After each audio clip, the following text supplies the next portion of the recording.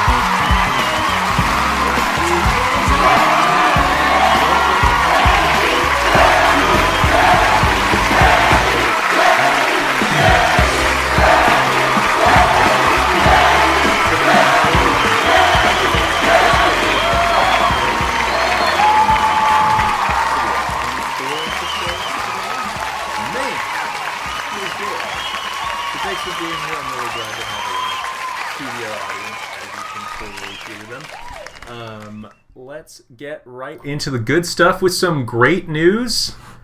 I really do want to change up the intro. It's, I'm so busy. The intro's still going. Oh, yes, I see. It's loud, isn't it? All right, welcome, guys. Welcome. So happy that you're here. I've got some awesome stuff to talk to you about today. First, good news item on the docket. Washington has officially approved drive-in movie theaters. Now, theaters of all kinds, assuming that most theaters are going to be walk-in, sit-down type theaters, have been relegated to Phase 3. All of Washington is not at Phase 3. Most of Washington is still at Phase 1. Spokane is now at Phase 2, but that does not get us any closer to watching movies in theaters. And I need me some theaters. So, what they have done, all of the drive-in movie theaters in Washington, of which there are about 8 or 10, which is a pretty good amount, have put together petitions, and as of this past Saturday, 80,000 people signed those petitions to open up what is clearly a national treasure, a public good, the drive-in movie theater. So, Spokane used to have a couple drive-in movie theaters. In fact, there's one over on Francis that you can still see the sign. I'm pretty sure it's like a plant shop now, like a nursery. Man, I wish we had one more locally. But there is one called the AutoView Drive-In that's in Colville, about hour 45 from my house in Spokane, which is where I calculated it. So about an hour 45 from Spokane. And they're showing Onward Friday, Saturday, and Sunday. Adult tickets are $7, and kid tickets are $3. They've got the concession stands open. They got a pretty robust concessions menu. They've got a whole line of a whole list of guidelines for how they're going to be operating. I'm really excited. I think that this is something that I need to get done. I'm pretty sure that sitting around watching movies in my house is going to eventually drive me crazy.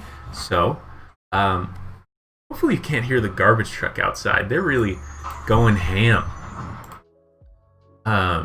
Maybe I'll put a little bit of low music on there. Oops, should have closed my window. Thanks, garbage man. Appreciate you. Actually, though, I don't like having a full trash. Nobody does.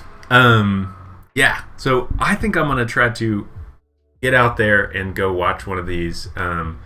They are selling tickets ahead of time. I think you can get them at the local theater in Colville, but I'm going to make some calls and figure out exactly what I need to do this, because an hour 45 minutes away to watch a great movie. I've already seen Onward, so I'm probably going to make some calls and figure it out, and then go watch the next premiere viewing thing. With the onset of more theaters opening up, I'm hoping to see some of those movies actually premiere. Most movie premieres for the summer have been pushed back, and I was very much looking forward to things like Wonder Woman, other Marvel things. I want some of that stuff in the theater. There's nothing quite like it. Well, moving on to our next great news thing for today. This icon, these group of photos, if you've not seen any of these characters before, there's been a great story that has come out recently with a FedEx driver, Tony Hawk, and a 6-year-old boy that really wanted to send his skateboard to Tony Hawk. So this 6-year-old kid, I think it's an 8-year-old older brother, 6-year-old kid, the story starts with the FedEx driver running his route, and he sees this kid like running behind him like, hey, slow down, trying to flag him down. He stops, he says, hey, what's up, kid? The kid goes, hey, do you know who Tony Hawk is? Can you mail him this skateboard? And it just is like a busted up skateboard, no trucks, and it just says Tony Hawk from Cooper. I love this. 6-year-old kid going, I know who Tony Hawk is. I know how the mail works. I know that he likes skateboarding and I like skateboarding, and I just wanted to send him something that I had so that he would have it. The UPS guy was like, sure, kid, whatever. And the mom comes out and is like, yeah, definitely deliver it to Tony Hawk. But the guy took this opportunity. He made a video, posted on social media, and said, hey, I don't know Tony Hawk's address. Nobody really, it's genuinely hard to send things to famous people for good reason. But can we get this out there? I would love to mail this in to Tony Hawk and then maybe have Tony send a video of him responding, and then I'll show it to him when I drive by next time, and it'll make the kid's life.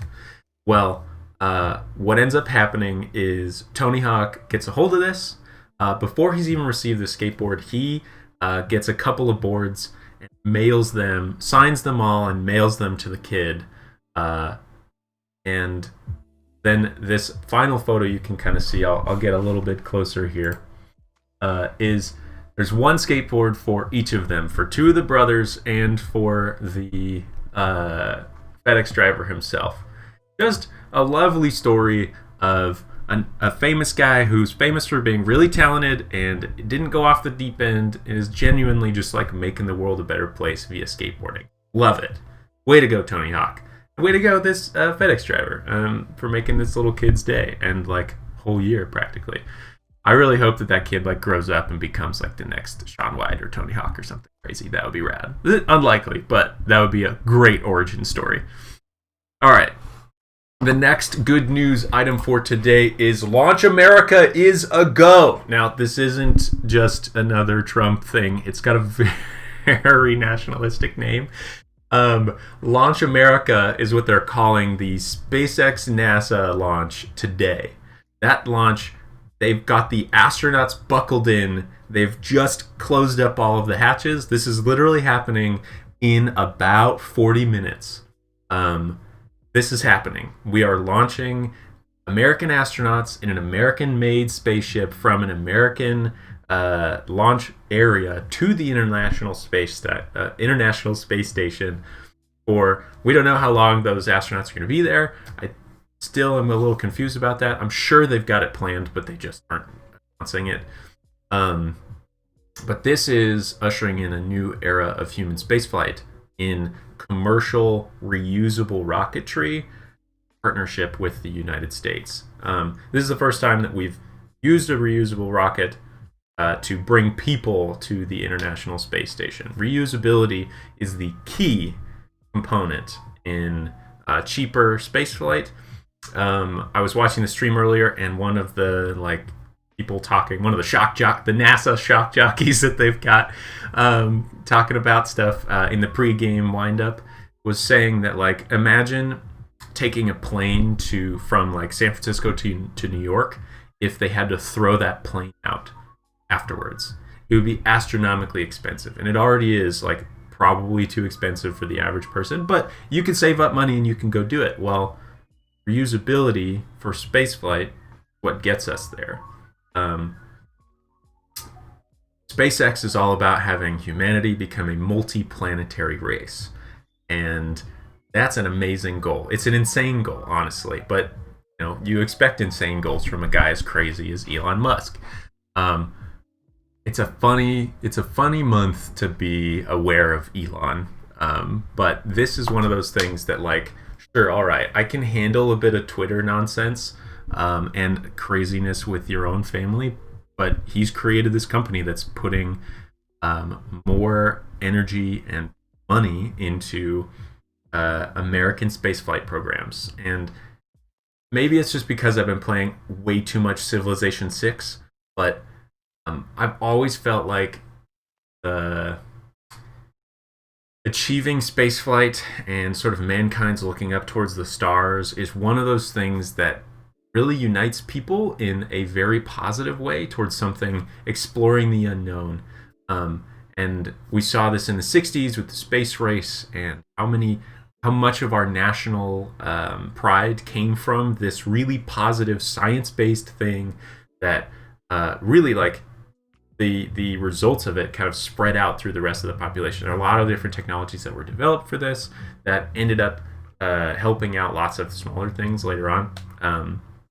But more than that, it's just really awesome to see people looking up towards the stars, towards something that's not just our small life here on Earth. We only have, so many trips around the sun each, and just to see it, like, the collective hope of generations in stars, and saying we can get there, we can go there, we could go to the moon, and we could maybe go to Mars. Like, these things are possible. They just take focus, energy, and a lot of smart people, and a lot of money. Trump just flew down, kind of over around it in his plane, which is, that's what I would do if I was president, kind of watch from the plane. But they're obviously landing, and he's going to go observe in person. The last president to be able to observe was in 1995, in person rather, and that was Bill Clinton. And this is the first domestic launch to the International Space Station or to the moon that we've had since, I think, 1990. So it's been a while. And I remember as a kid, like, being aware of the shuttle program and then being aware that it went away. I'm all excited, okay? Like, let's do some more space stuff. I'm gonna be watching it. If you wanna do like a live tweet or something with me, I'm planning on watching it afterwards. So if you wanna, like, one screen is the show of the whatever, and then the other screen is us video chatting, I'm up for that. So just let me know in the comments or shoot me a message and we'll make it happen. I'm not sure how long the launch is actually going to take, but it is going to kick off around 1:15. I have to double check the timing because I got it wrong. I was posting on Facebook and I was like, it starts at 9, and that was the, like, 4 hours ahead of time lead up. All right, so the last thing for today is our self-care unit for this episode 24. Gosh, words. Self-care. Planning a trip. Research shows that planning a trip and then waiting for that trip to happen, you experience more satisfaction than buying something materially with that same amount of money. This study found that delayed gratitude, especially as it relates to travel, was more pleasurable than both immediate consumption and delayed consumption of material goods and services. Planning a trip is a longer term benefit for you than, like, buying a fancy meal or buying a piece of electronics. This is something that I need to remind myself. And also, something that all of us can sort of do right now, right? Like, make plans for after COVID. What are you going to do with the people that you haven't been able to see? I, for one, really want to go camping, and that's allowed right now. So I'm going to make some camping plans. I don't know exactly when. I don't know exactly with who. I don't know exactly where, but I'm going to do it, because planning a trip, even if it's months in advance or weeks in advance, the lead up gives you a benefit, like a large benefit. And I've felt this. I had a trip planned that ended up getting canceled because of COVID. And just knowing that like I had that thing to look forward to was awesome. And I can imagine like having the ability to say, all right, 3 weeks out, I'm going to do this. 7 weeks out, I'm going to do this. Or 3 months or 6 months, right? Just having like cascading things and plans. It's like these growing benefits of things that you can look forward to. And it makes, I think it's begun to make more sense to me as I got older why things like this delayed satisfaction makes sense. But I definitely like felt this realistically in the last 6 months, where like I had plans, my plans went away, I wasn't able to make plans, or then certain things like planning to go to grad school got shaky at different times. It was like, oh my gosh. And so, but then locking in a plan for the future really, really helps. And so plan that trip, go camping, go on a bike ride, go RVing, go somewhere. And it doesn't have to be far. It doesn't need to be. Got some gorgeous, gorgeous land around us. So anyways, that's all I've got for you today. This has been the Shut-In Show. Thank you for being here. Call your folks, eat some lunch, and go outside. Danny Parker, this has been the Shut-In Show. Thank you. Thank you. Thank you very much.